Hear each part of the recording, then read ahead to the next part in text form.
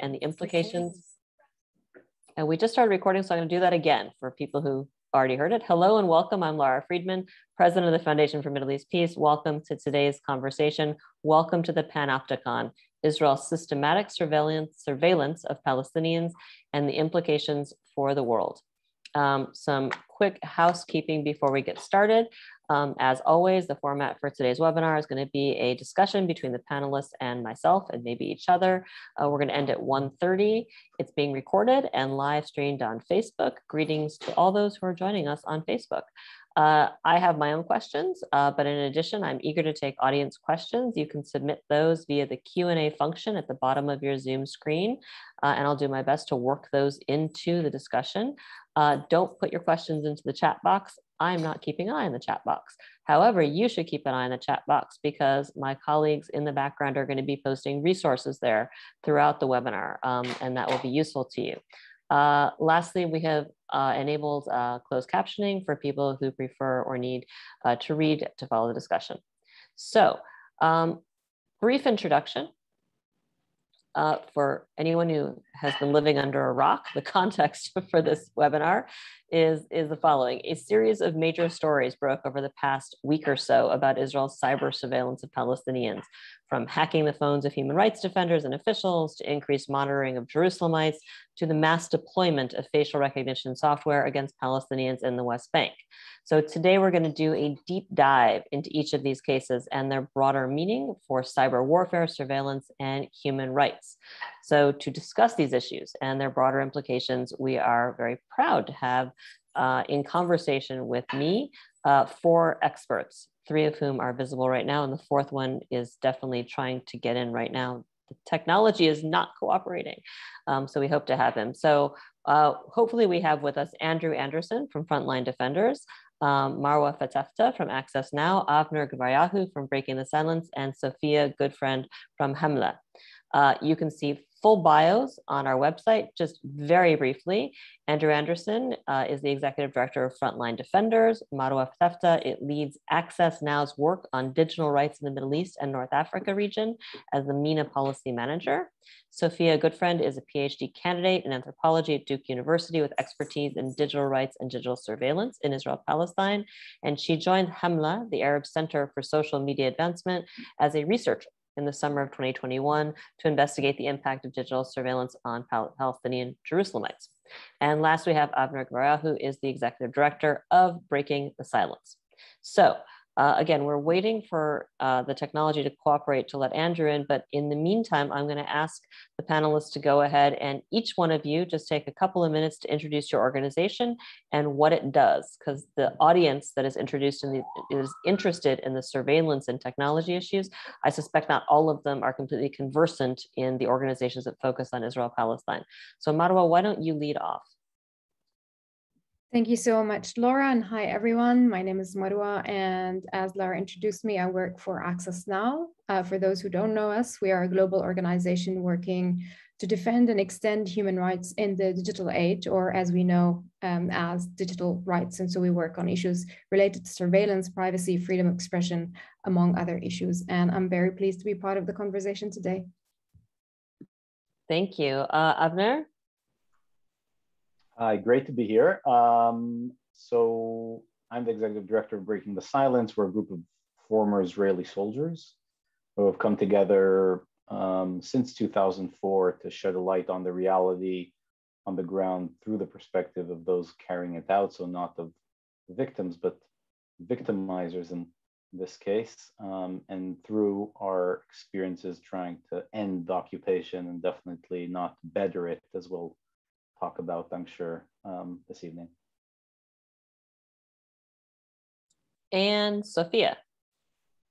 Thanks, Lara. I'm Sophia Goodfriend. I joined Hamla, the Arab Center for the Advancement of Social Media, this summer as a researcher. It's a nonprofit that advocates for Palestinian digital rights.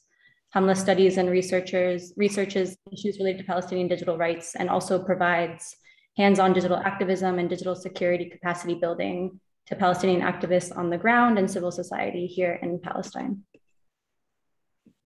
Terrific. And as I said, I know that Andrew is trying to get on. He just dropped off where he was trying, so I think he's trying again. So we're gonna jump in and get started, and when Andrew joins, we'll have him introduce himself, and then he can go right into the substance. Avner, we're gonna start with you. So last week, the Washington Post published a huge report based on Israeli soldiers' testimonies, which actually were submitted to Breaking the Silence. And the report was detailing Israel's use of facial recognition technology to build a surveillance database that includes, according to the report, nearly every single Palestinian in the West Bank. You were quoted in that story, and you said, I'm quoting, "While surveillance and privacy are at the forefront of the global public discourse, we see here another disgraceful assumption by the Israeli government and military that when it comes to Palestinians, basic human rights are simply irrelevant." So can you tell us more about this story and what it tells us both about Israeli surveillance, technology, and policy, and Israel's attitude toward Palestinians? Yeah, I mean, when we first learned about this practice from testifiers, we were both simultaneously surprised and very unsurprised. And I'll start with the latter. I mean, all of us that are working on issues in Israel-Palestine and trying to sort of expose the reality of the occupation, have seen technological developments throughout the years. We've seen this with the way here, I think we have Andrew. I think we've seen it in the ways that the army has expanded or built or used technology when it comes to monitoring Palestinians crossing from occupied territories into Israel proper. We've seen different usage of cameras and so on. So we weren't surprised that taking this technology and using it in this way is sort of very classic move, sort of another layer on the already existing layer of monitoring and control. With that said, I think what did come as a surprise was the fact that this technology that in Israel proper is debated, questioned. There's like other countries, about the use of this kind of technology on its own citizens is debated. Here, this is something that just basically started happening. And when we started hearing from our testifiers about the way that it was used in the army and used on the ground, we were really surprised how widespread it was. And also how the infantry soldier on the ground was given access to using this technology. And so those of you that haven't read the article, but the idea of what the army, what the IDF is calling Blue Wolf, which is the name of the system, is really creating a bank of information for different usage of the army, but it's used in a variety of ways. So this technology is used on cameras, checkpoints that are in different places around specifically the city of Hebron, but we know this technology is used outside of the city of Hebron as well. But we heard from our testifiers, and this is part of the, I think the thing that really caught our attention, soldiers are patrolling the streets of the city. And those of you who know the reality in the city of Hebron, H2 area, really the best, really microcosm of the apartheid reality in the territories, is an area with massive military presence. So soldiers standing and just scanning Palestinian faces is something that I think really stood out, and getting this information out there for us was key. And we're really happy that together with voices of Palestinians who are living this daily surveillance, the Post was the platform, and it came out also in many places around the world and in Israel as well. Thanks, and that is a great lead-in for my question for Andrew, who is with us now. So Andrew, hoping your technology works. If you could take a moment and introduce your organization. We already got through that round, so just people are wanting to know who you are and what the organization is. And then I'll come back to you as soon as you finish with my question. Excellent. So I hope you can hear me. Electricity has been restored where I am, which I didn't think to be a problem in New York, but there you go. My name's Andrew Anderson. I'm the Executive Director of Frontline Defenders. Frontline was set up in 2001 with the exclusive focus on the protection of human rights defenders at risk. So we work globally to support human rights activists who are facing risk because of their human rights work, and we provide protection grants for security measures. We do capacity building around risk analysis and security. We do advocacy on individual cases. But one of the programs we run is a program of support in terms of digital protection, and we provide one-to-one support as well as some capacity building and resources for human rights defenders who are facing challenges in terms of securing their information, communicating securely with other people, deleting information, getting past blocks on the internet, etc., with colleagues who work in each of the world regions in different languages. And it's through that we came to be working on this issue today. So speaking about this issue today, so Avner has just talked about the broad use of facial recognition technology across the West Bank, which we learned about in the report last week. Talk to us about the investigation by frontline defenders into a much more targeted, focused kind of surveillance. And this is the news that broke last week, that your organization had discovered a virulent strain of Israeli spyware known as Pegasus, produced by the NSO group. It was found on the phones of multiple staff members of Palestinian human rights organizations who just happened to also, right after that discovery, were labeled terrorist groups by Israel. So can you tell us more about what happened, who you found was being surveilled, how did they find out, what happened when they found out, and also maybe take a moment and describe what Pegasus actually does? Because my impression talking to people is they just think of this in terms of hacking phones, like listening to phone calls, which is such an underappreciation, I think, of the virulent nature of Pegasus and its impact.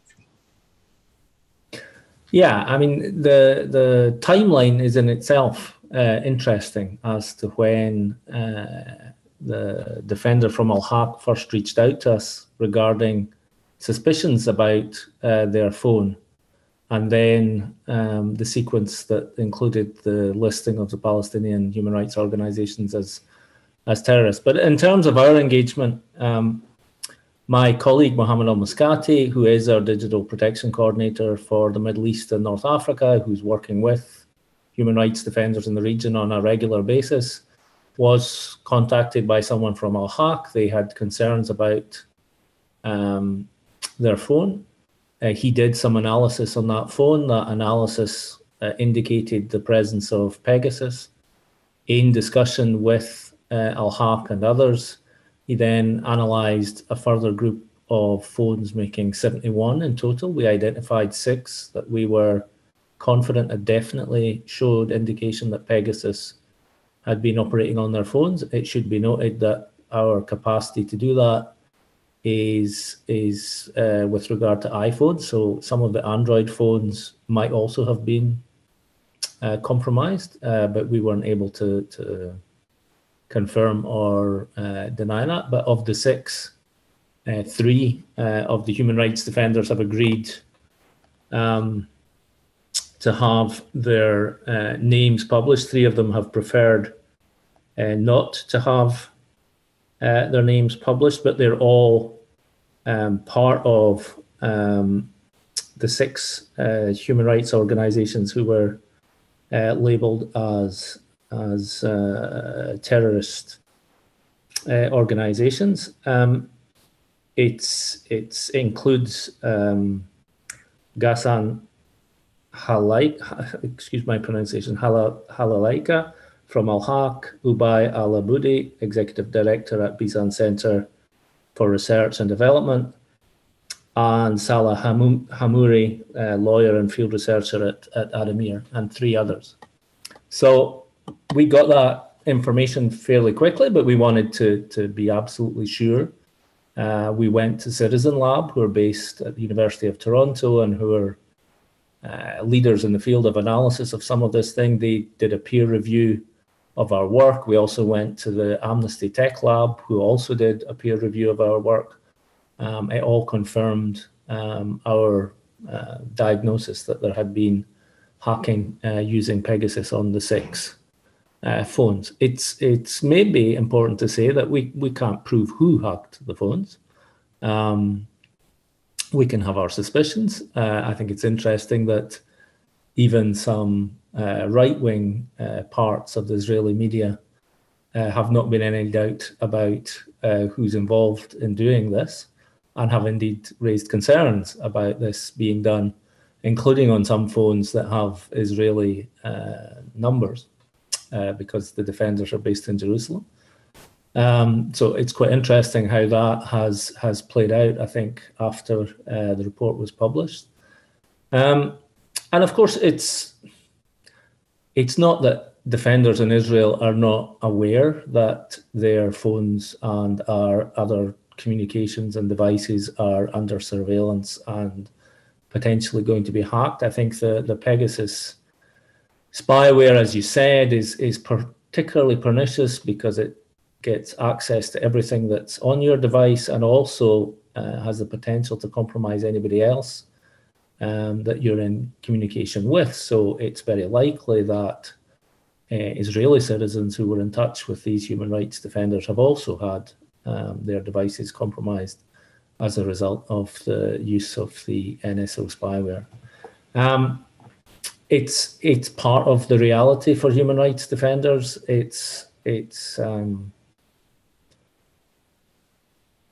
I think it's important to remember the personal impact that it has often on human rights defenders, that stress that comes with knowing that anything you've communicated, pictures of your family, messages that you've sent to your loved ones, etc., is suddenly in somebody else's hands and might be used or misused or twisted to be used against it. It's a very profound and personal attack on individuals, as well as a systematic approach to trying to delegitimize and undermine the work of human rights organizations that are doing very important work in difficult circumstances. We've been calling for more effective action to be taken against the NSO group. They've been active in other countries where autocratic regimes have been using their technology to go after human rights defenders, journalists, and others who work peacefully for human rights and against corruption in some of those countries. And hopefully the increased attention that we've seen over the last couple of weeks, and indeed some of the first reactions from some of the Western governments, show that there is some willingness to take more effective action to regulate the companies that are engaged in this and try and more effectively set a regulatory framework that will protect better those who are working peacefully for human rights. I'll stop here. It obviously connects with everything else that's going on in terms of the Palestinian human rights organizations too. Thank you. And that last point, hold on to that, because we're gonna come back to you in another round to talk specifically about the way forward, what can change, what is changing. Sticking to the breaking news. So Sophia, I want to come to you. There was a lot of news last week. So last week, Hamla released a report entitled Intensification of Surveillance in East Jerusalem and Impact on Palestinian Residents' Rights, Summer and Fall 2021. The report examined the impact of biometric monitoring and digital surveillance in East Jerusalem. Can you tell us about the report's main findings? What makes Israeli surveillance in East Jerusalem unique? And what role, particularly interesting, do private corporations play in Israel's surveillance regime? And to the extent that you can talk about it, the meaning or importance that private companies have in this state surveillance. Yeah, thank you. So as you mentioned, for folks who haven't read the report yet, it came out last week, and we were really interested in understanding if and how surveillance had intensified since the violence of April and May and the war that happened this past spring. And what we found was pretty concerning regarding both biometric surveillance, CCTV surveillance, and surveillance of Palestinian social media activity and digital communications in general. We found that all of those things did in fact intensify, and they have really grave implications for both freedom of expression, freedom of movement, and people's right to privacy, Palestinian Jerusalemites' right to privacy in the city. So, for example, we found that there's been many new CCTV cameras that have gone up. Some of these look directly into residents' home in East Jerusalem, and that is just really terrifying and uncomfortable to live with. And same goes for the surge in targeted arrests. So many residents are assuming that these cameras possess facial recognition capabilities that are leading in the intensification of policing and targeted arrests in particular. And then also, everybody we talked to who was on social media reported a lot of censorship, being blocked from their accounts, having their posts taken down, and just feeling quite insecure on social media platforms, even as they really affirmed the importance, as most of us saw this summer and spring, of these platforms and amplifying their cause. So yeah, the main findings were, like I said, the erosion of freedom of expression, freedom of movement, and a right to privacy. I think it's important to also understand how these new forms of digital surveillance work in tandem with the older tactics of Israel's military rule in East Jerusalem. We found that digital surveillance, as we've known and many people have written about for years, is kind of, just one tactic in a larger arsenal that's really making life unbearable for Palestinian Jerusalemites living in the city. I think that, what makes it unique is just the proliferation of new cameras, the intensification that surveillance takes both in physical space and in digital space.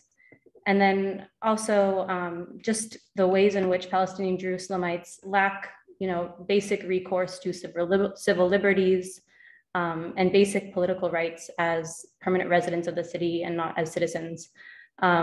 So I think those are also really important to kind of highlight and keep in mind, especially as Avner is talking about the ways in which within Israel proper, the use of facial recognition and digital, location monitoring is always kind of hashed out in courts, and Israel says that it maintains a basic right to privacy for its citizens. But in East Jerusalem and throughout the occupied West Bank, you see that these debates are just not happening. And these surveillance measures are often rolled out, nobody has any idea what's going on. Nobody knows what actually these cameras are capable of doing or what kinds of digital surveillance are actually being used. So that complete lack of transparency is really, really concerning. And I think just goes to show how the denial of a right to privacy is also a just denial of basic human rights. I think what was important about the report too is just really highlighting the impact this has on everyday life. It is quite terrifying to feel like you're constantly surveilled and like cameras are looking into your home and your digital communications are being monitored and your movement through a city is being tracked. So it amounts to, really a lot of terror and fear and insecurity for civilians, Palestinian Jerusalemites in the city. And then to speak to the role that private companies play, there's been a lot of investigative reporting that kind of pulls out specific companies like AnyVision, who was found to be operating its facial recognition cameras in East Jerusalem a few years ago. But I think it also speaks to the fact that the Israeli military and the Jerusalem municipality are relying on private corporations to develop and prototype and refine these technologies, so it's quite expensive for them to do themselves. And East Jerusalem and the occupied Palestinian territories more generally often serve as a testing ground for the newest and most invasive kinds of surveillance technologies before they're exported elsewhere. So I think part of Hamla's intent with the report was also to highlight the impact that these technologies have now before they're used around the world. So it's really important to keep in mind, when technologies are prototyped and tested out and refined in a place where there's a complete denial of basic civil rights, then it really has grave implications for making the invasive use of those technologies the norm elsewhere. Thank you. And we're going to be in the next round focusing on that idea of the West Bank and East Jerusalem as laboratories. So hold on to that thought. For folks who are watching who are not expert on Israel-Palestine, I think it's important to remind people that while Israel has asserted its sovereignty over East Jerusalem since '67, when it asserted that sovereignty, it did not confer or force citizenship on Palestinians who lived in East Jerusalem, some of them for hundreds of years, their families. They exist in the gray zone of permanent residency, which is seen as a privilege, not a right. They do not enjoy the rights of Israeli citizens in any way. They enjoy a set of privileges that can be taken away at Israel's discretion or afforded to them as a benevolent occupier, which is why when we talk about rights of Israeli citizens versus East Jerusalem, we're talking about very different categories. Marwa, I want to turn to you. Last week, the news also broke that Pegasus spyware had allegedly been found on the phones of 3 senior Palestinian Authority officials, all of whom are linked to the Palestinians' work with the ICC. Which Israel has obviously declared essentially an existential threat that has to be fought. There is also a story this week about Israeli spyware being sold to 2 UAE princes for their own personal use. This comes on the heels of many stories of NSO, and there's the other organization whose name I just forgot, Kanjiru. The spyware stories that broke this week about the UK media sites and others. How do these reports on surveillance technology, and specifically the Israeli angle, and particularly the Israeli NSO group, how do these all fit together into a coherent narrative about what's happening right now, or do they? Thanks, Lara. Actually, the news cycle goes way back to 2016 when Citizen Lab found that Pegasus was used to hack the phone of a human rights defender from the UAE. His name is Ahmed Mansour. He's been jailed for his human rights activism and continues to be in jail until today in horrible conditions. And since then, Pegasus and NSO Group, the developer of this malicious spyware, has been making headlines for all the wrong reasons. And most recently, actually, before the Frontline Defenders report came out, I'm sure all of us on this call have heard of the Pegasus Project revelations, where a data set leaked that shows the phone numbers of 50,000 individuals who are marked to be persons of interest to the different government clients of the NSO group. Some of those individuals have been hacked, so there was an actual investigation and forensic analysis that shows that the devices were successfully hacked, and some of them were not. But it just goes on to show that the surveillance industry is running wild, causing a lot of human rights violations around the world.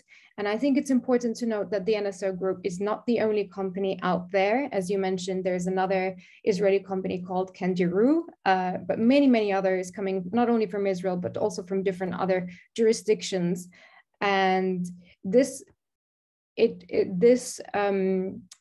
company and the stories that continue to reveal and to make headlines about human rights defenders, about lawyers, activists being hacked and targeted for doing their work and peacefully exercising their rights, shows us that we have a gigantic problem of lack of transparency. Where do these companies come from? How do they operate? How are they sold? How are they licensed? And to what extent do they actually ensure, according to their responsibilities, that their products and services do not end up in the wrong hands and do not end up infringing on people's rights? Now, all of those different examples show us also that companies that sell these surveillance technologies cannot be trusted to police themselves. We can't trust the NSO Group as they did before to come out with a human rights policy after they were caught red-handed in the murder of Jamal Khashoggi, the Washington Post journalist who was murdered in the Saudi consulate in Istanbul. And back then, there was a call from the former UN Special Rapporteur on Freedom of Expression, David Kay, who, following the murder of Khashoggi and the revelations made by Citizen Lab that 2 of his associates and a number of others, including a staff member of Amnesty International, were also hacked using Pegasus. So the call was, we need a global meritorium on the sale, transfer, and use of these technologies, because they're, as I said, they're running wild and there is no regulation, both at national level, but also globally of this industry. And companies like NSO Group continue to benefit and profit off these human rights abuses without a shred of accountability. And so the stories, they paint a picture, as I said, of lack of accountability, lack of transparency, and the dire need for states to step in and regulate these companies at national level, but also to control and expose this web of surveillance, sale, and exchange from countries like Israel to countries like the UAE, like Saudi Arabia, Mexico, India, Rwanda, Togo. The list is really long. And of course, it is scary, but not surprising that we heard that the NSO Pegasus has been used to target Palestinians. As a matter of fact, personally, for me, it was, I expected to hear the news much sooner, given the proximity of NSO Group to the Israeli government.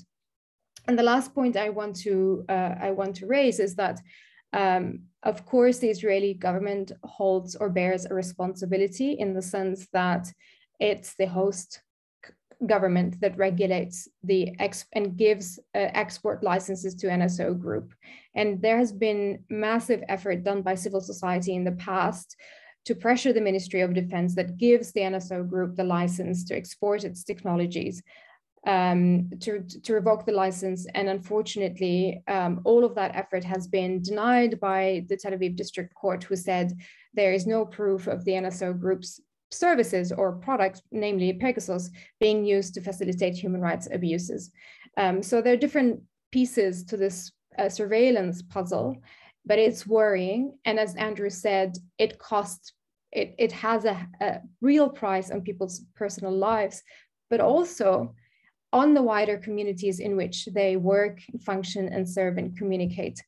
Often, I think the Palestine case is a perfect example that links between surveillance as a violation of an individual's right to privacy and the wider assault and attack on entire communities where governments can exercise their authoritarian power, where at least 3 of the hacked and Palestinian human rights defenders belong or work with the with the Palestinian organizations that were recently designated as terrorist organizations. In many other cases, we've followed whereby one person is hacked, especially if the activist is in exile, so he's out of kind of reach. But nevertheless, the kind of software or spyware that the NSO Group and other digital mercenaries are providing authoritarian powers, they have enabled transnational repression. They have enabled governments to reach out beyond their borders and beyond jurisdictions to target, harass, intimidate, arrest, and in some cases, as the case of Jamal Khashoggi, to murder those what they consider to be political opponents to the different regimes. And so I think, important to note here, the recent blacklisting of NSO and Kanjiru by the US Department of Commerce. And we think this is a great step towards scrutinizing these companies. And we're trying to encourage other countries to follow suit. These companies need to be blacklisted, sanctioned, and made basically a hot potato that nobody wants to touch or make business with. And so I think it's one step in the right direction, but we need absolutely more from different governments to crack down on this, this industry that has absolute unchecked power. Thank you so much. And we're going to come back to you on some of that again. We've lost Andrew again. Hopefully he will be able to join us again very quickly. I want to shift now to talk about some of the broader impacts. I'm going to first quote, let's see. So Amjad Iraqi from Plus 972 magazine, who I think most people on the call probably know. If you don't, you should read him. He commented, and I'm reading a quote here this is recent: Palestinians have long warned that Israel has turned the occupied territories into a quote unquote laboratory for weapons and surveillance technologies, invoking a narrative of quote unquote counterterrorism to serve as a guise for domination. The international community has repeatedly paid no heed, blindly accepting Israel's dubious arguments and prioritizing the need to defend quote unquote Israeli security without considering what it meant for quote unquote Palestinian security. Now, those states are realizing that Israel's authoritarian methods are spilling onto their own turf. And I recommend the whole article. With that as the lead-in, Sophia, I want to come back to you first. So beyond documenting the abuses of Israel's unchecked surveillance powers in Palestine and East Jerusalem in particular, so Hamla's report has focused on the impact of the assistance on everyday life, right? Palestinians in East Jerusalem, this is what was talked about earlier, the personal impact. And your report also focused, and you mentioned it briefly in passing before, on surveillance and censorship on social media platforms, in particular Facebook, Twitter, Instagram, and TikTok. This was in the report. What role do tech platforms play in Israel's surveillance regime? And this actually relates to what Marwa was just saying about extraterritorial impacts of Israeli policies. And what are the impacts necessarily of their involvement for the rest of the world beyond the Israel-Palestine debate?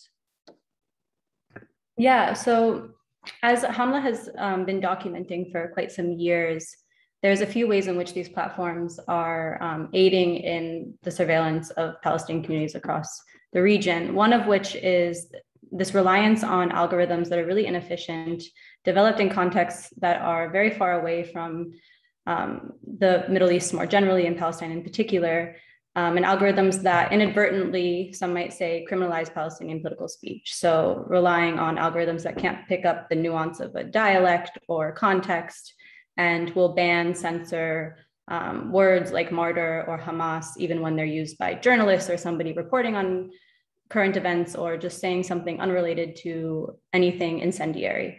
So that's one way. Another way is the way in which these platforms work with the Israeli government to monitor, censor, and take down Palestinian content online.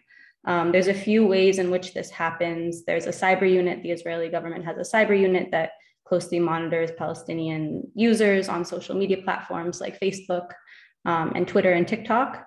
And there's also a host of NGOs that have been used, that Israel has outsourced this work to. So academic units that give students extra credit to police pro-Palestinian content online and report it as incendiary to platforms, and other sorts of NGOs that work with volunteers around the world to do this.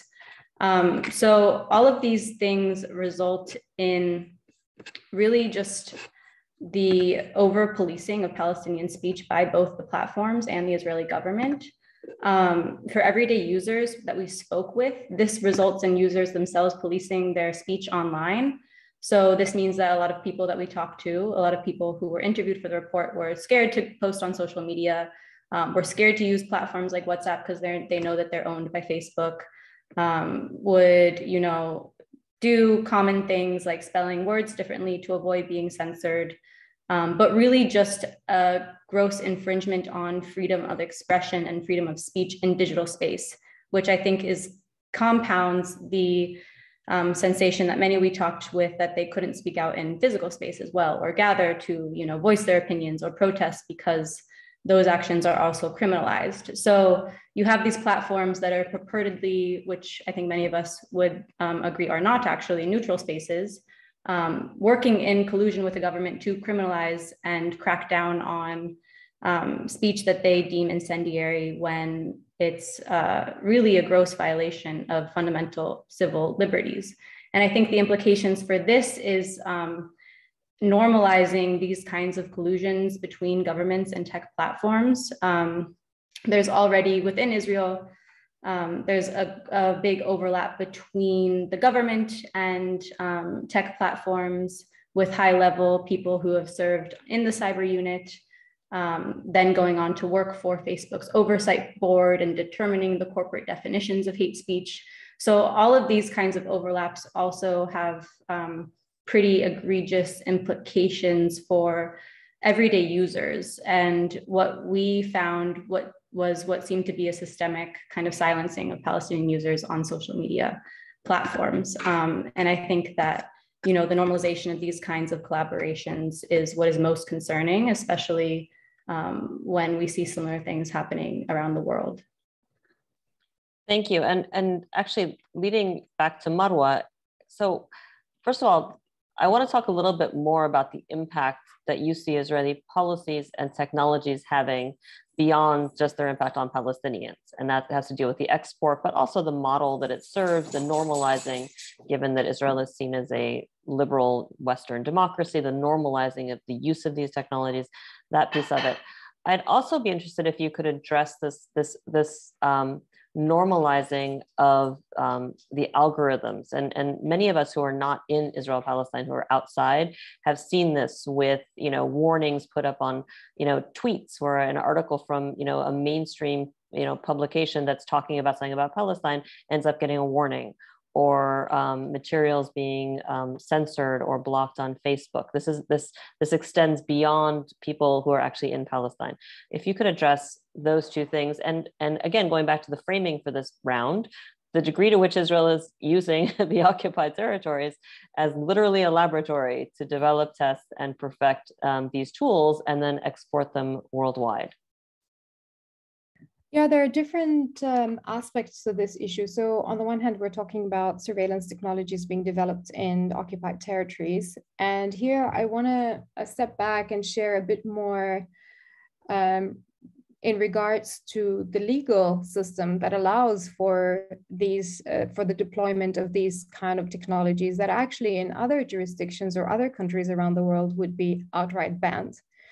But in Palestine, as we know, and in the occupied territories, they're governed by a military court system. The Israeli civilian law does not extend to the West Bank or in Gaza. And even though Israel has one of the advanced laws on data protection and privacy, Israel passed the data protection law from 1981.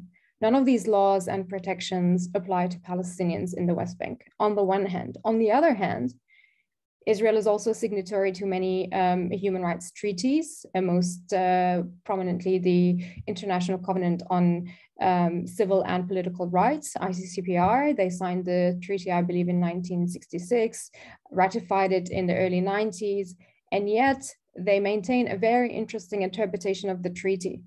Their interpretation is that their responsibilities and obligations under the ICCPR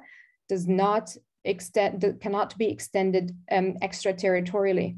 And they treat the occupied territories as an extra territory separate from Israel. And therefore, in other words, or in simpler terms, they say whatever obligations we have to protect, respect, and promote human rights under the ICCPR and international law, it does not apply to Palestinians in the West Bank or in the occupied territories. If I could just weigh in, it's striking hearing you say that, because all of us are also watching, for instance, today, the news that the Minister of Education said that the Israel Prize cannot go to a professor who called for boycotting academic institutions in Israel, referring to an academic institution that is located in the settlement of Ariel, deep in the West Bank.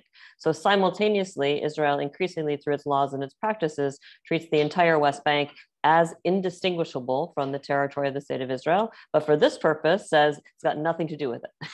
Exactly.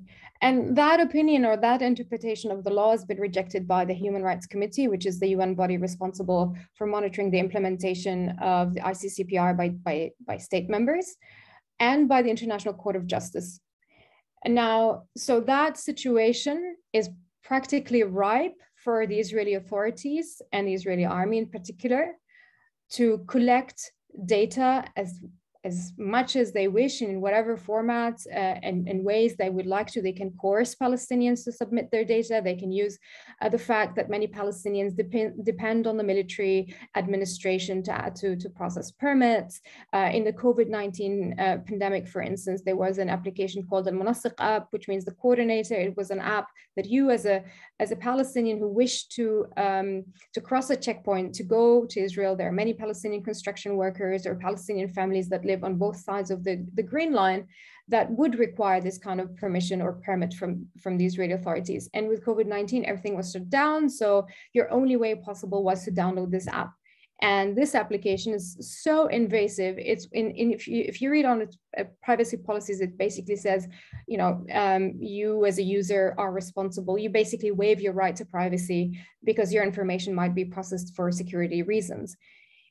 And as we've seen in the Washington Post investigation and the Blue Wolf system, the way they're collecting data, you know, by Israeli soldiers just using their smartphones and conveniently taking pictures of Palestinians, regardless whether they're young or old, women, men, and it's dehumanizing, you know, all of the, let's say, the principles that we've arrived to in terms of data protection, in terms of privacy, that we as individuals, as humans, not only have the right to privacy, but as data subjects have the right to an agency to keep our data and to decide who and when we want to share this information. But all of that is thrown out of the window in the occupied territories. And so it's easy when we think, of course, bringing into perspective the military industrial complex in Israel and the fact that many of those who serve in the army go on to open shop in private companies like NSO Group and many others, Anyvision, there was one example named as well, and sell these technologies to the rest of the world. And of course that the Israeli government itself relies on these companies to deploy these kind of technologies. So we are in a situation where, legally speaking, there is no accountability or way to preserve and protect the rights of Palestinians and their data. So the Israeli authorities can use this information to develop what they are mostly proud of, being a nation, a startup nation state. And here's the other thing. A lot of these technologies are marketed and sold to different governments around the world, in Latin America and Africa, in EU, in the US, and used by different security and law enforcement agencies. This is marketed as field tested. You know, these technologies have been used in one of the world's most challenging and all right. That's good. We're back on track. And, you know, for many governments around the world, they perceive Israel indeed as the force that is fighting terrorism and violence every day. And so they trust that technology, and Israel uses that experience, so to speak, to market these technologies. That's on the privacy and the surveillance bit. On the use of algorithms and what Sophia mentioned in terms of manipulating online space, manipulating platforms that don't necessarily fall under the direct jurisdiction of the Israeli authorities, right? They can't just delete content on their own. So they found different methods in how they can manipulate that space to serve their goals, whether it be by, as Sophia mentioned, setting up a cyber unit that works to just monitor and submit requests to different social media companies, whether it be actually taking hand in developing and shaping content moderation policies of the terms of services of platforms that effectively criminalize Palestinian speech and narrative, or by trying to game the system. You know, if Facebook or Twitter has a certain reporting functions, what we've learned during the events of May and June, thanks to a leak published by BuzzFeed, Israel, I believe, had the highest number on content reported related to terrorism and incitement to violence. The highest of Brazil, I believe, the US, and coming from a small country, it's quite telling the level of resources that are allocated to influence online speech and to kind of suppress Palestinian narrative. And it's pretty dangerous because it can be used and copied by other governments around the world. And we already actually see, I have colleagues who have done a really brilliant mapping of facial recognition technologies being used in different countries in Latin America. And surprise, surprise, of course, some of the leading companies exporting that technology are Israeli companies, including Anyvision, but there are many others. So it would be silly, for the lack of a better word, for us to think that Palestinian is unique. It's walled off from the rest of the world, and whatever happens there does not impact our everyday life. Because again, the stories of NSO Group, Kanjiru, and many others go on to show and demonstrate that these technologies have a transnational impact that impact many of us living in different parts of the world, and especially exiled activists that left their home country seeking refuge, but these technologies are out there to get them, unfortunately. Thank you. And picking up on that, Andrew, glad to see you're back with us. The technology is definitely not cooperating entirely, but we're glad you are winning over. So Frontline Defenders works all around the world to defend human rights defenders. How does what you reported on or what you found in terms of Israel's targeting of Palestinian NGOs, how does that relate to the broader threat landscape globally with respect to the surveillance and targeting of human rights defenders? And picking up on also what Marwa was saying, to the extent that you see, I'm curious what your thoughts are to the extent that this exists obviously around the globe, what is the role, if there is a role, of Israeli technology specifically in those threats beyond the Palestinians? Yeah, I think we've certainly seen documented NSO group and others being used to surveil human rights defenders in other countries in the Middle East and North Africa, but also in other parts of the world. I mean, clearly there are governments which have put a lot of resources into the ability to surveil and disrupt communications. China, Russia have huge capacity of their own and sometimes deploy that capacity in allied countries anyway. But we've seen a growth in the use of this kind of technology by governments that you wouldn't maybe always have assumed had the technology or resources to deploy that kind of surveillance and disruption. And often it's with the support of private companies.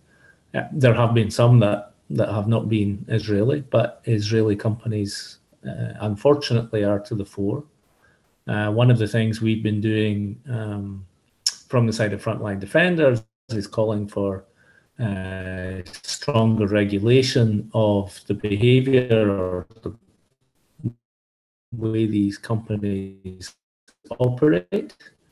And it's good that the US government has blocked, not always with a lot of consistency. There's often a tension or a contradiction between a kind of human rights imperative and wanting to apply a kind of ethical standard and a commercial interest. And we're an Irish-based international NGO, and Ireland generally have been a good government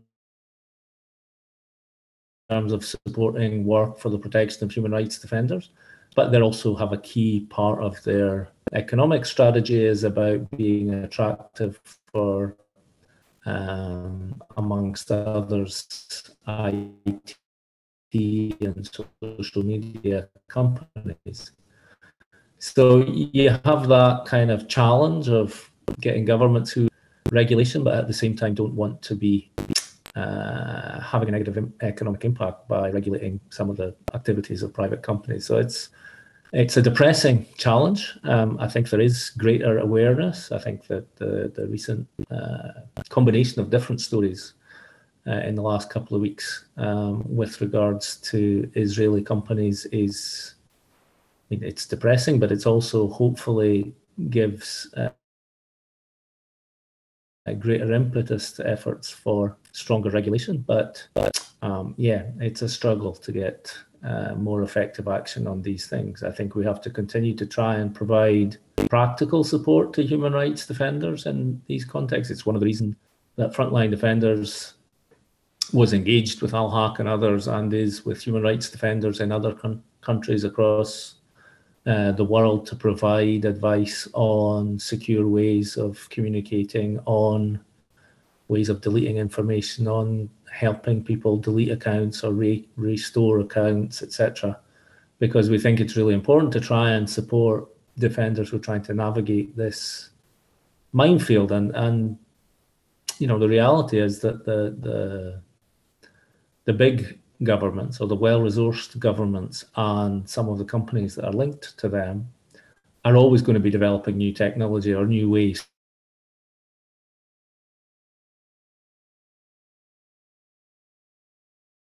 I think we lost you at the end there. We're not hearing you at all anymore, Andrew. All right. Is anyone hearing Andrew?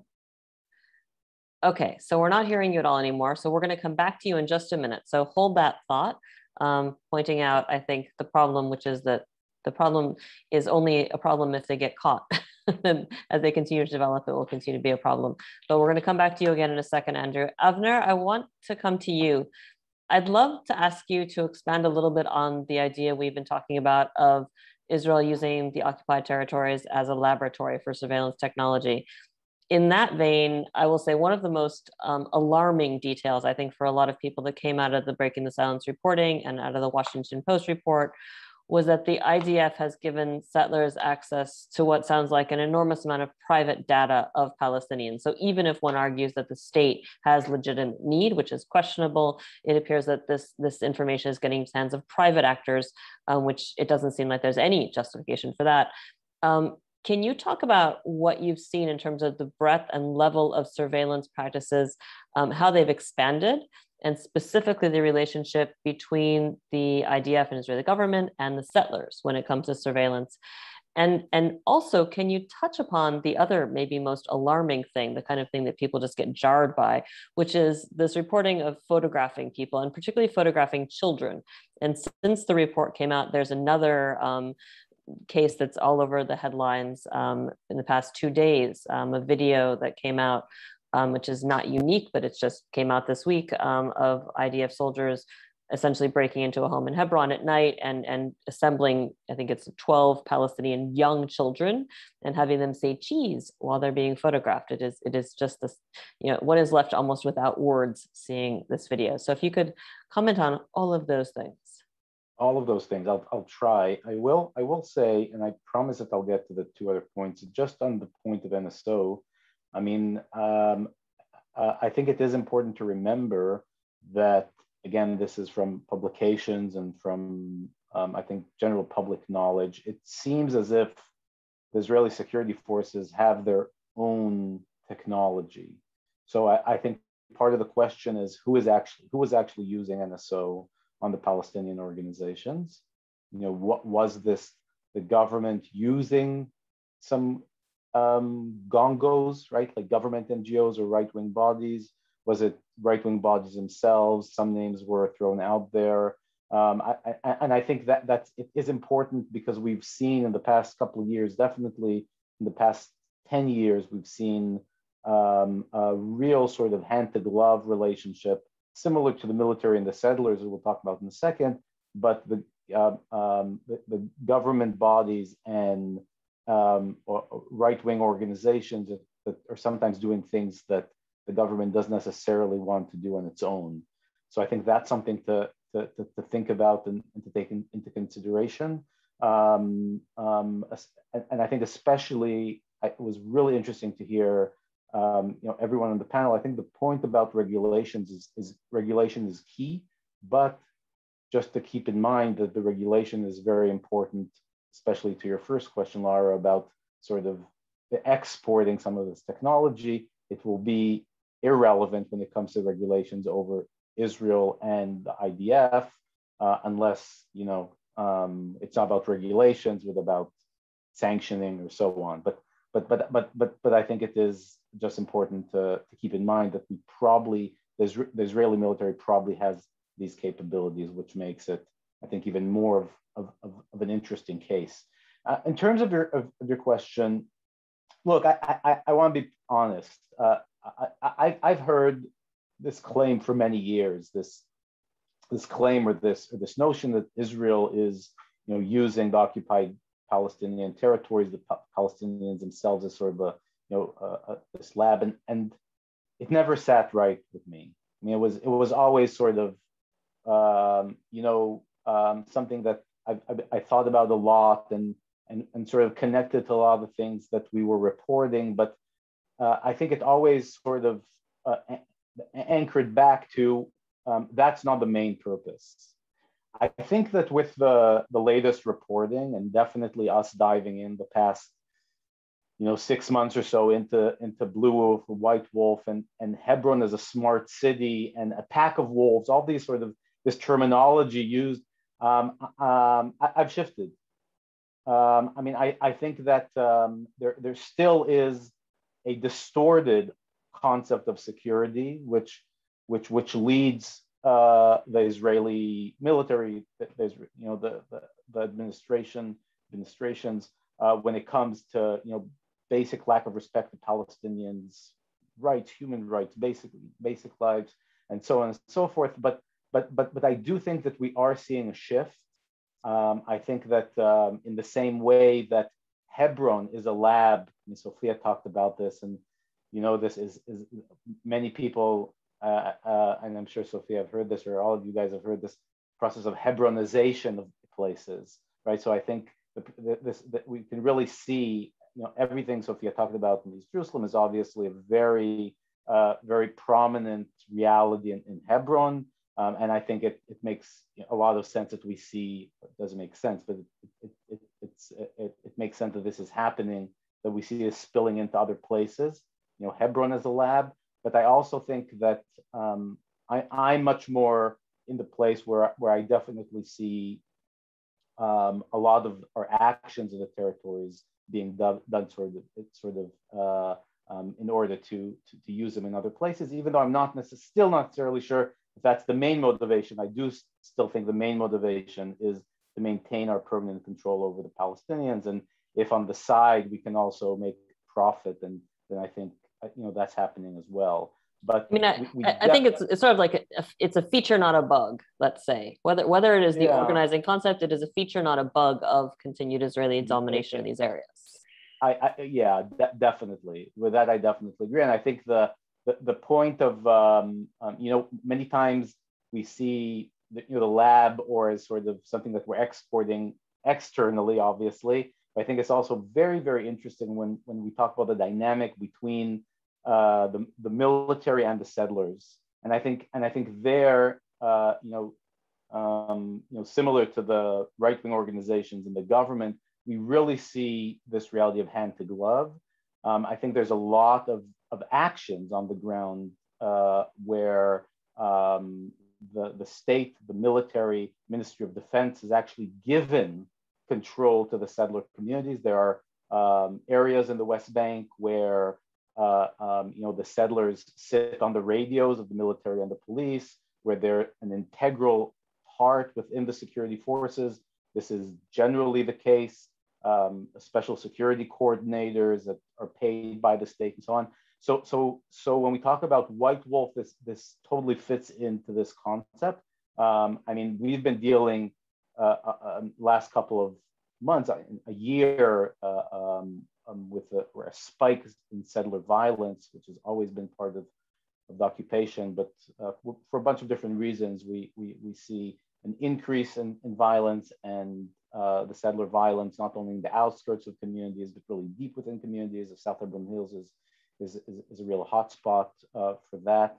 And I think that part of that relationship is not only soldiers standing idly by, but actually soldiers involved in some cases in the attacks, or really sort of criminally not preventing the violence. So we talk about this concept of White Wolf. This fits into the ecosystem, into that dynamic. And the White Wolf is basically an outcome of a false assumption, an attack on a settler, an Israeli citizen living in one of the settlements, a horrific murder that took place by a Palestinian. And one of the thoughts were that the Palestinian attacker entered because of his work permit. That was a false assumption, as if the work permit was legit or not legit. And then, but the entire system was built around that false assumption and basically gave way to start developing this concept of a White Wolf. And this is all sort of public knowledge. It was published in different places. But what we did here is really how deep the system is used. from what we know, we don't fully understand if the settlers have full access to the entire system. What we definitely know is that they have the ability to scan Palestinians, and this is, again, from what we understand, communicates with the greater system of the blue wolf. So this is definitely a continuation of this phenomenon of giving immense power to the settler community, to settler individuals, and we've seen in the past, and obviously, I mean, we should expect abuse of this knowledge. We've also heard, from different Palestinian activists that this is being used by settlers. Again, not 100% sure if this is the system or other systems, but this is definitely a development.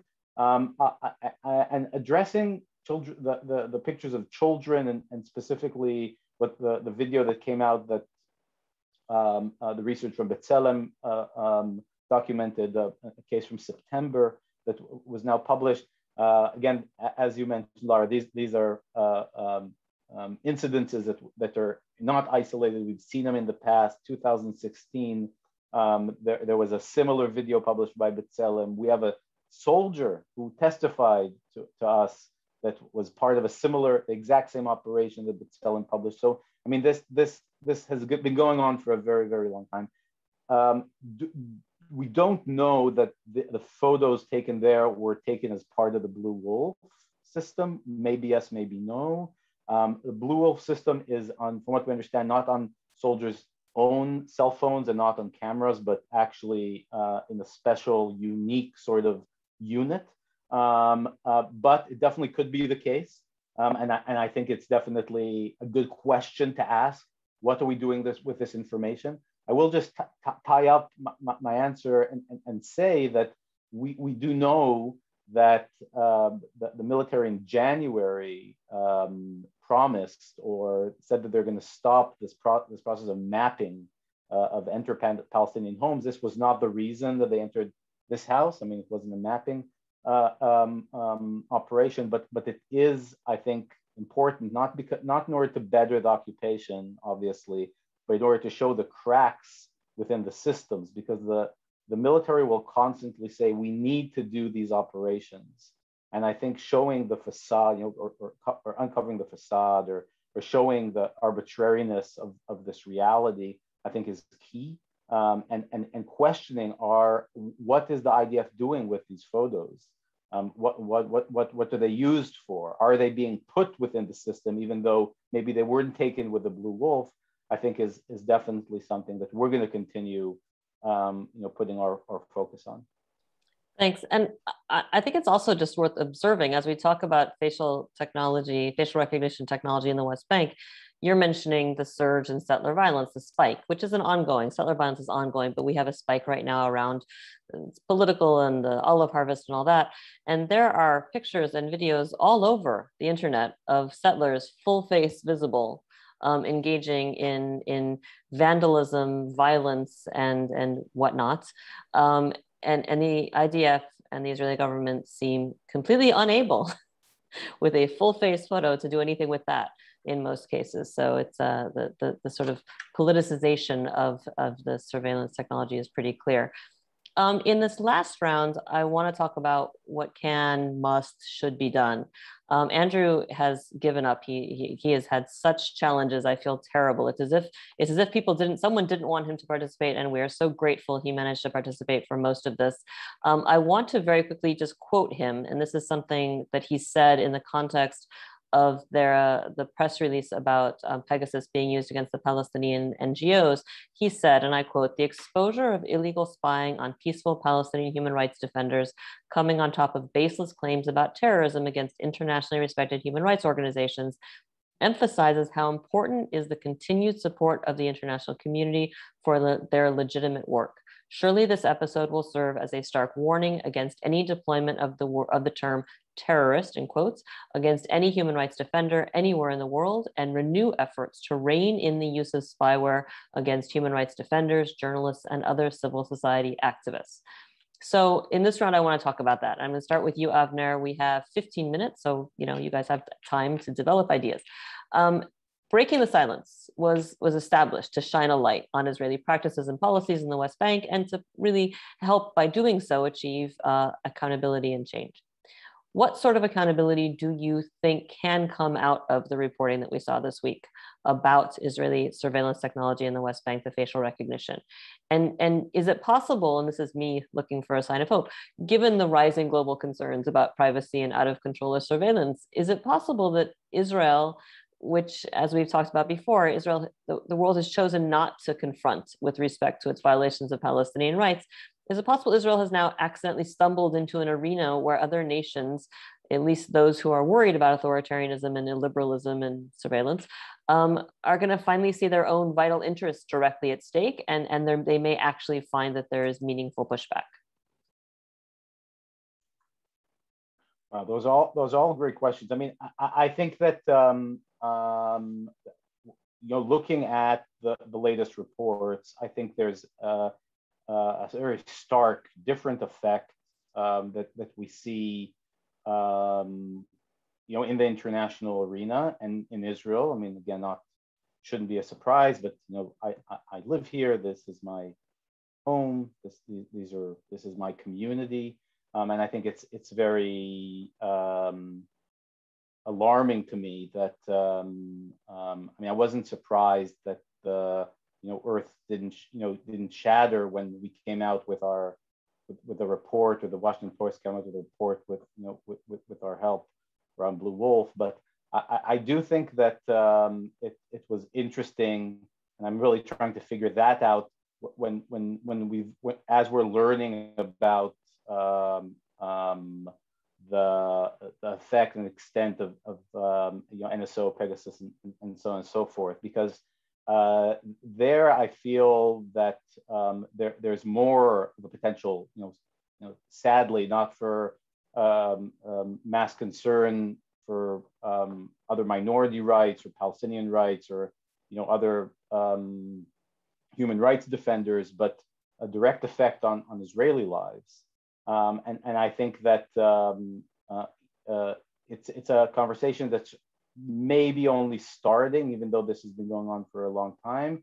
I do think that one of the, again, staying sort of in the local arena here, I do think that one of the things that is put on the table more, which there I do think is very important, especially because of political change and this latest coalition, is what will this do first and foremost after it's tested, quote unquote, on Palestinians, how this spills to Palestinian citizens of Israel. And I think there, especially now in the conversation about confronting violence within the Palestinian community in Israel, there's a lot of very lively debate about, do we allow the Secret Service involved, trying to curb that or not?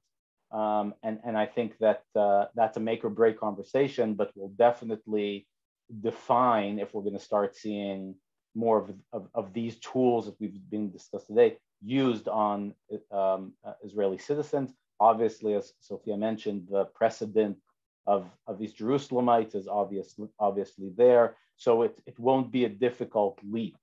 And I think it's actually a very interesting moment with the political power, if we'd like it or not, but actual political power that Palestinians of Israel have as part of the coalition. Then we could like them being part of the coalition, not, but it's there. And I think another interesting phenomenon of a split within Palestinian citizens of Israel. I don't know if as a right or left, because we don't really have a classic right or left, but definitely between the joint list and Ram. And I think that's a very interesting moment. And I think a very, in the one hand, could be a devastating moment, right? Sort of legitimacy to what the government is doing, lack of pushback, and so on. On the other hand, it could be a moment where there's actually massive pushback, and maybe even a moment where we could see a beginning. This is me being a little optimistic. A beginning of a political bloc where you see Jews and Arabs thinking together about, yes, their rights as citizens, but could also be a beginning of a conversation of the use of these tools over Palestinians. So that's, I think, in the local arena. In the international arena, I mean, I think that it really depends, I think, on how Israel will continue to play out its relationship with companies like NSO. I think that it ties very closely together with Israel's response, the forcible response, or not response, but actions around the 6 Palestinian organizations. And I think those things are tied together. We could maybe see an attempt to sort of go off this ladder, and maybe again with the designation of NSO and so on, this could be an interesting moment. But we could also see it flip. I have to say, we definitely think it's extremely important we do this ourselves, exposing the international community to the realities on the ground, and also expecting statements and beyond that from the international arena. I don't see the appetite for that. I mean, I think that it's not something. I was in the US 10 days ago, and we met people there. It doesn't seem like there's an appetite there, even though I think that we did see an interesting move when it came to the Israeli companies, but I don't know if we'll see more than that. And I think when it comes to Europe, I think that there is a fear with actually standing up to the Israeli government's policies. So I'm not holding my breath. What I do think is extremely important, and I think that this conversation I think is a very good indicator, is continuing the pressure from civil society, and I think building links between civil society organizations, Israelis, Palestinians, internationals, I think on this issue, I think is extremely important. I know that we couldn't have done, or we couldn't have published, our report on Blue Wolf without, the Palestinian activists that we know and work with in Hebron, and thinking about the effect on their daily lives. And I think part of our challenge is really how do we basically in some ways force our governments into a place where we demand more action. And I think that there are so many global issues on the table, and so many reasons not to act. But I do think that if we'll continue with these exposures, if we continue highlighting the dangers and the implications, I do think that eventually we'll see a shift or a change. But it's a delicate game. I mean, I think there's so much energy out there not to deal with this. And especially when it comes to to the local context, not to butt heads with our government. And I think that my argument would be that especially now with this weird Israeli coalition, sort of Netanyahu's on the sidelines, and everyone's. That was, I think, one of the most interesting things hearing when I was in Washington 10 days ago was, that there's sort of this conversation that the American administration is trying to keep this coalition alive, right? I mean, that's not your job. Your job is if when we're in the wrong to point that out and so on and so forth. And I think that maybe with this specific coalition, there actually might be a moment, and I think it's definitely important for the more progressive / liberal, if you could even call them that, elements within our coalition to hear that criticism internationally, and for them to understand their responsibility to not allow, again, this has to do with a range of issues. I mean, the designation of the 6 organizations has to do with surveillance, but also with the backing of these companies. Thanks. I don't mean to cut you off. I want to give our other 2 speakers a chance to wind up. Sophia, and that was terrific. Sophia, can you, this is your last word, whatever you want to say, but if you have any thoughts about what work has been done and should be done to defend Palestinian digital rights, given the constraints that Palestinians operate under? Yeah, thanks. I would agree with a lot of what Avner has said. I think that there's, different tactics to be used here in the region and on the international arena. I think I'll say a few things. First, I would say that this summer, the residents that we spoke to for the reports each said that this summer was a turning point in how they used social media. Most people, especially younger people, talked about, really steering clear of platforms that they were scared to post on before, because they know so many people who've been targeted and arrested for using those platforms and having their speech taken out of context.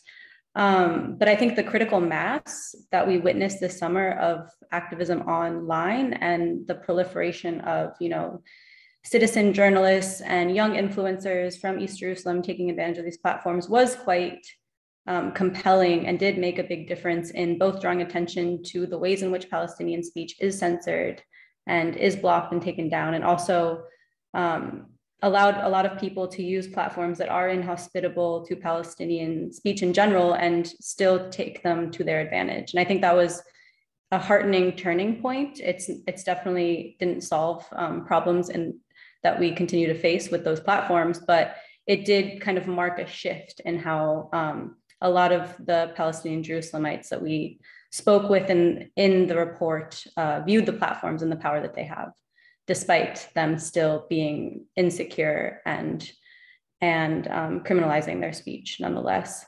I think in terms of the international arena, so I think in a lot of discussions about Israeli surveillance technologies and the surveillance regime in Palestine, there's a lot of discussion of the technologies used. And I think that it's really important to highlight the impact it has on everyday life, on Palestinians living in the region, and really to draw out, what the implications this does have for the rest of the world.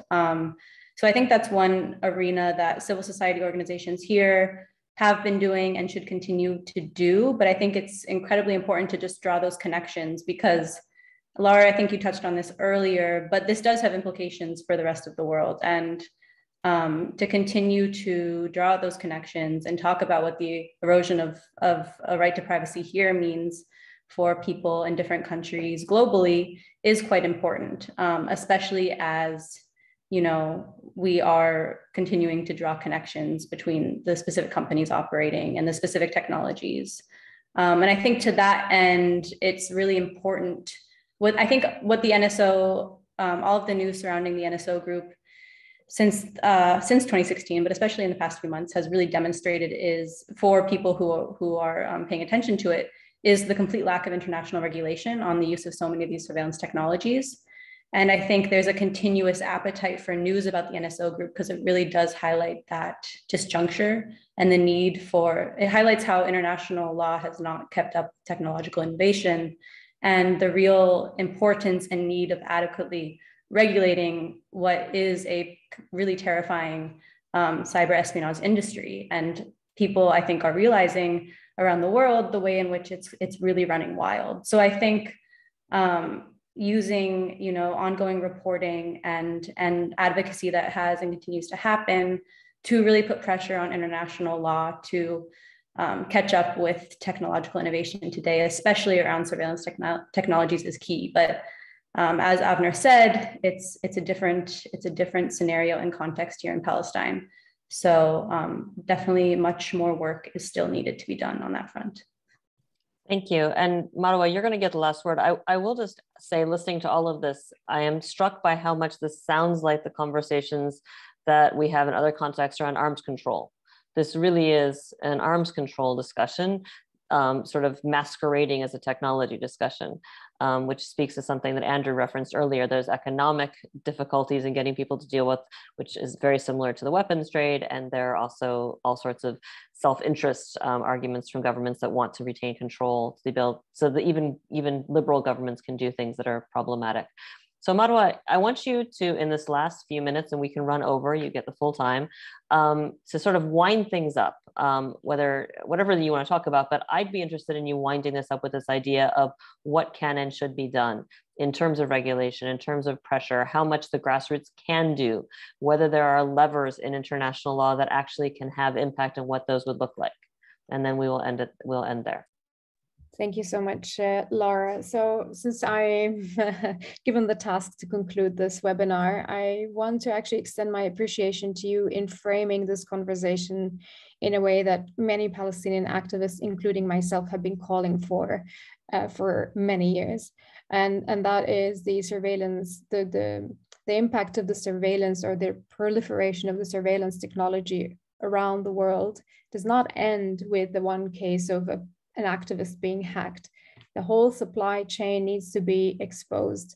And in the Palestinian case, I want to come to a place, maybe sometime in the future, whereby the technologies that are developed abusing a community's rights and right to privacy will be treated pretty much like blood diamond. Nobody wants to use them. Nobody wants to export them, import them, or exchange them or resell them. But for now, yes, it's important to link not only the talk about the Pegasus and NSO group, but talk about the genesis of these technologies. As we've highlighted in this webinar, these technologies do not exist in a vacuum.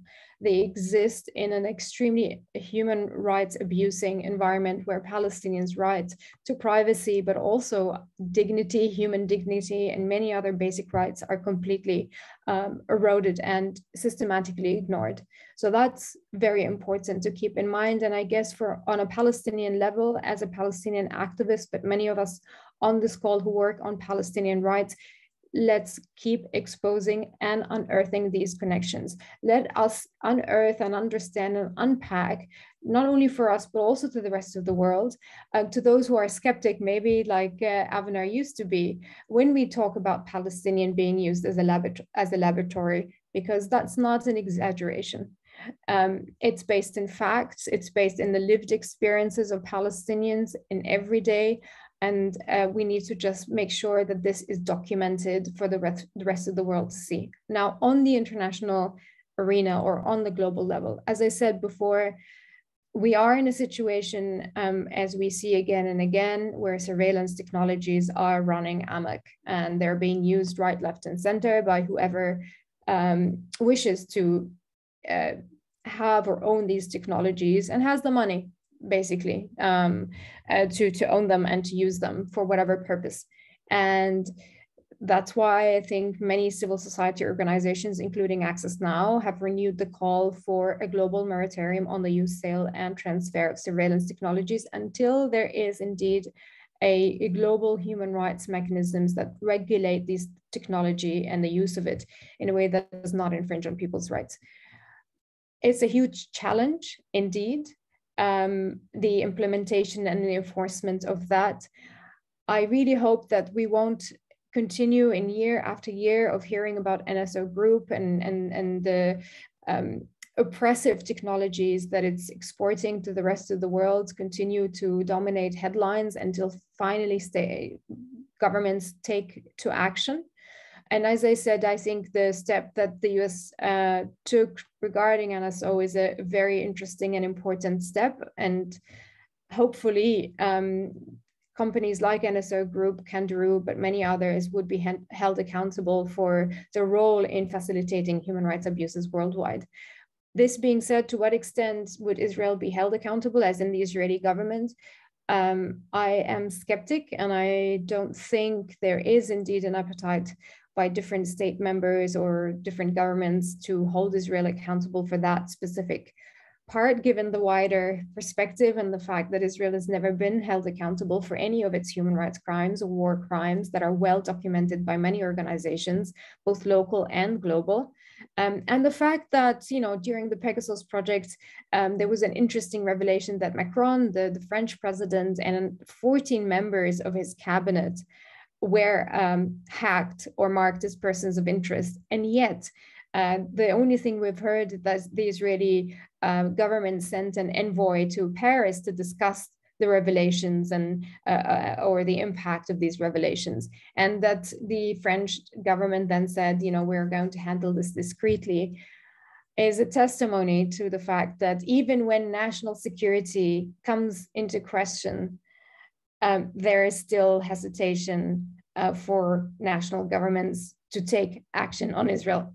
I would love to think if Russia or China was responsible for this technology, I think this would be a completely different conversation. And then again, just to tie all of this together, I don't think we can cut and slice human rights of Palestinians, but many other individuals on this earth as we liked, or as we wish, or as we conveniently wish to handle subjects. So the Palestinian case really goes on to show that repression is transnational. It doesn't stay within certain borders.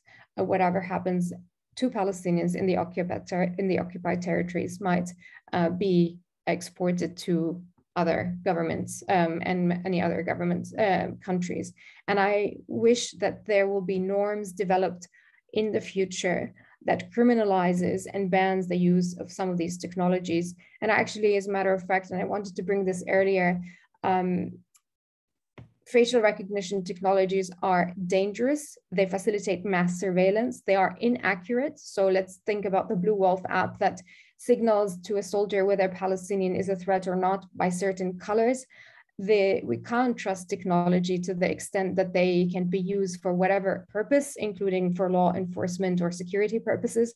And so the dangers of these technologies are massive and they need to be banned. And that's a call that we as Access Now have made and trying to pressure lawmakers in the US and in the EU to ban these technologies. And hopefully by doing so, it would make it harder for Israeli companies, but many other companies that are profiting and developing and driving this sector to continue their profits